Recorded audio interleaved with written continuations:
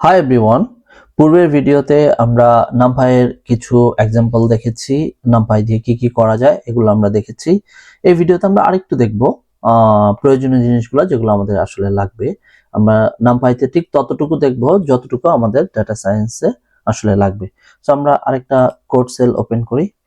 এখানে যেটা আমরা দেখেছিলাম, এই জায়গাটাতে আমরা একটা এ নামক অ্যারে নিয়েছি যেটা ওয়ান ডাইমেনশন, এবং সেটাকে সর্ট করেছি, সাজিয়েছি ছোট থেকে বড় এইভাবে নাম্বারগুলোকে সাজিয়েছি।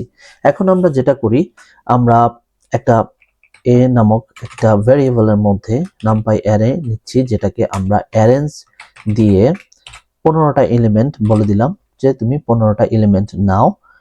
যে 15টা যখন আমরা অ্যারেঞ্জ এটা বলে দিই, ও 0 থেকে 14 পর্যন্ত এভাবে 15টা এলিমেন্ট নেয়। আমরা প্রিন্ট করে একটু দেখি।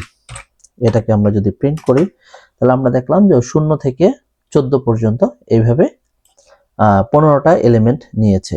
এখন যদি আমরা এটা ডাইমেনশন দেখতে চাই, এটা কত ডাইমেনশন, নরমালি আমরা চোখে দেখতে পাচ্ছি এটা হচ্ছে ওয়ান ডাইমেনশন। তারপর আমরা দেখি এ ডট এন ডিম, আমরা এভাবে দিলে আমাদেরকে নিচে দিয়ে দিচ্ছে ওয়ান ডাইমেনশন। সো এটা হচ্ছে ওয়ান ডাইমেনশন। তো আমরা এটাকে কি করতে পারি, এই অ্যারেটাকে আমরা চাইলে টু ডাইমেনশন করে দিতে পারি। আমরা এখানে অ্যারেঞ্জ দিয়ে 15 দিয়েছি, এটার পরে দিতে পারি আমরা এরকম করতে পারি। যদি এখন আমরা এখানে এরকম করি যে এখানে লিখে দিলাম এ ডট রিশেপ, আমরা এটা শেপটাকে চেঞ্জ করতেছি, এটা শেপ আছে এখন ওয়ান ডাইমেনশন। আমরা রিশেপ দিয়ে বলে দিলাম তুমি এটাকে 3,5 করে দাও। আমাদের যেহেতু 15টা এলিমেন্ট আছে, আমরা ওকে বললাম যে 3টা রো এবং 5টা কলামে তুমি নতুন করে রিশেপ করে দাও। তাহলে ও আমাদেরকে করে দিচ্ছে, এখানে 3টা রো করে দিচ্ছে এবং 5টা কলাম করে দিচ্ছে। এটা সম্ভব কেন হয়েছে, যেহেতু 15টা এলিমেন্ট 5টা 5টা করে এক একটা রোতে দিলে আমাদের 15টা হয়ে যায়। কিন্তু যদি আমরা এখানে 4 দিয়ে দিতাম তাহলে একটা এরর দেবে। এরর দিয়ে বলতেছে cannot reshape array of size 15 into shape 3 4।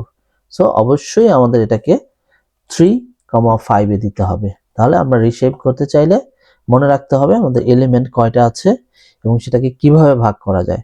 5টা করে দিলে হয়, অথবা আমরা যদি এরকম করি যে 5,3 তাহলে হবে। তাহলে কি হবে, আমার রো হবে 5টা, প্রতিটা রোতে এলিমেন্ট হবে 3টা করে, 3টা কলাম। তাহলে এটা আবার ঠিক একই কাজ করবে।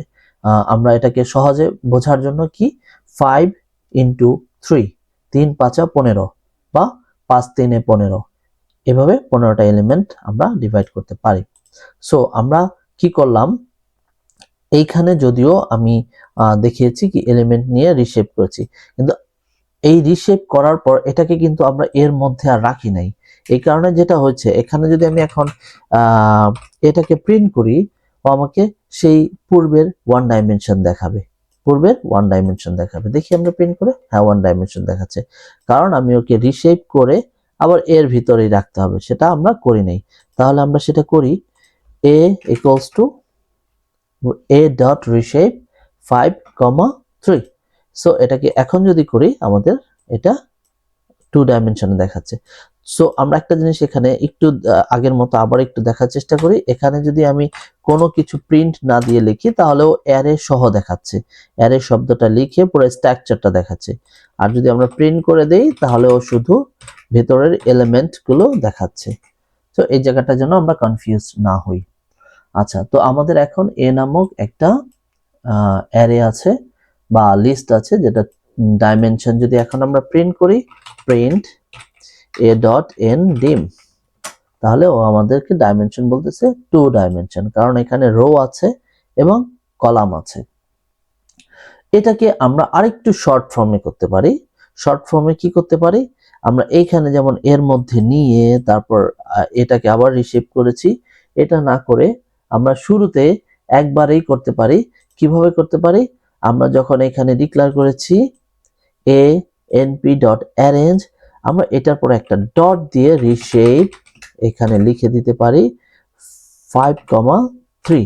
তাহলেও কি করবে, কাজটা একবারে এই একটা লাইনের মধ্যে করে ফেলবে। দেখি আসলে করে কিনা।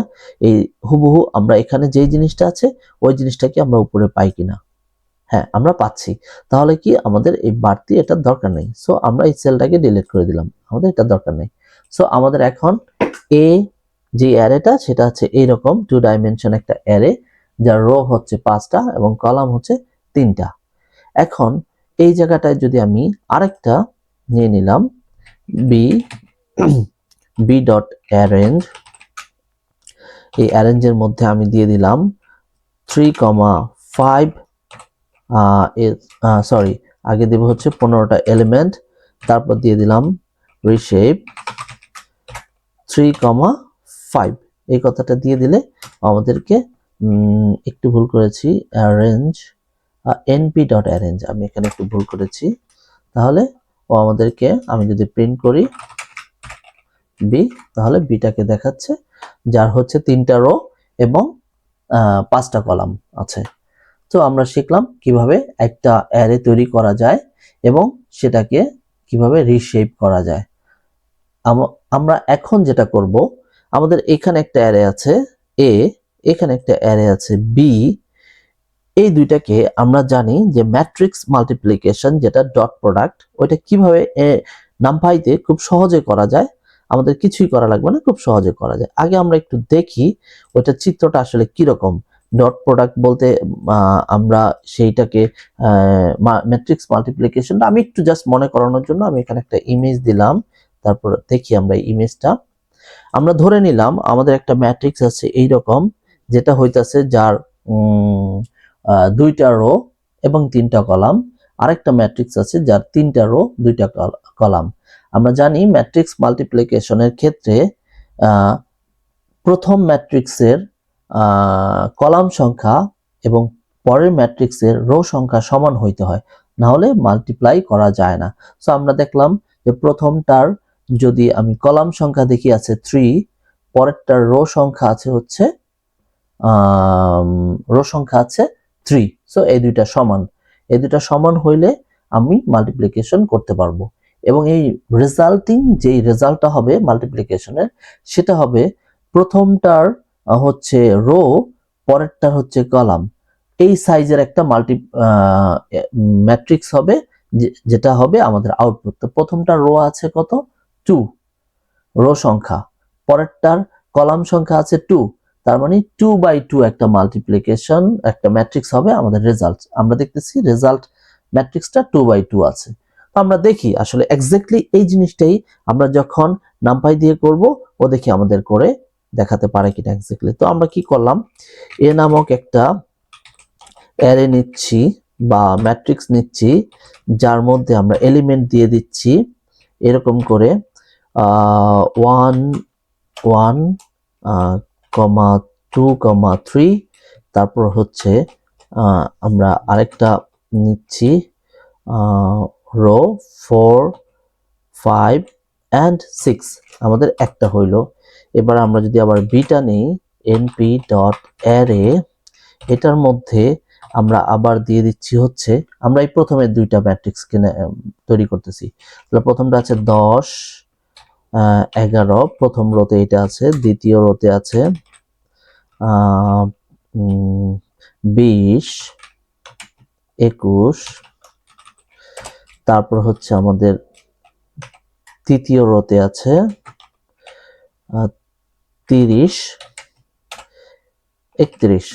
সো আমাদের দুইটা ম্যাট্রিক্স নেওয়া হয়ে গেল। এক্স্যাক্টলি এইখানে যে ম্যাট্রিক্স দুইটা আছে আমরা এই দুইটাই হুবহু নিয়েছি। কেন নিয়েছি আমরা দেখব যে এই মাল্টিপ্লিকেশন করার পর আমাদের রেজাল্ট কি আমাদের এই নামপাই যেটা দিচ্ছে সেটার সাথে মেলে কিনা। আমরা একটু মনে করার চেষ্টা করি স্কুলের ম্যাথমেটিক্স যে এটা কিভাবে আসলে মাল্টিপ্লিকেশন করে।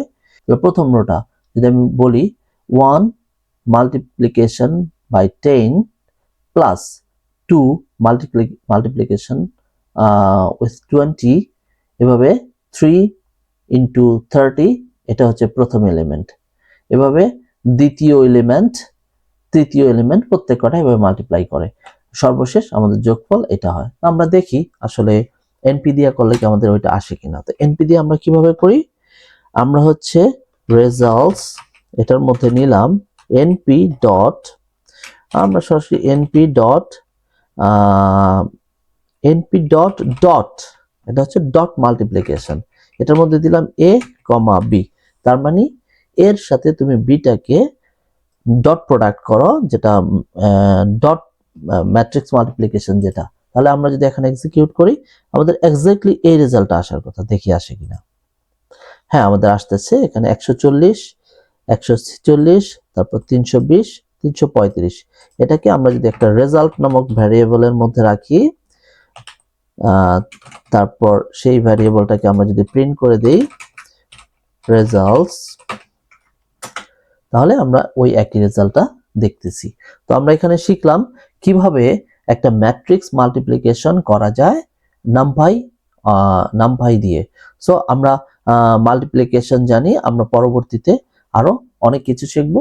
সো এই ভিডিওটা এই পর্যন্তই, দেখা হবে পরবর্তী ভিডিওতে।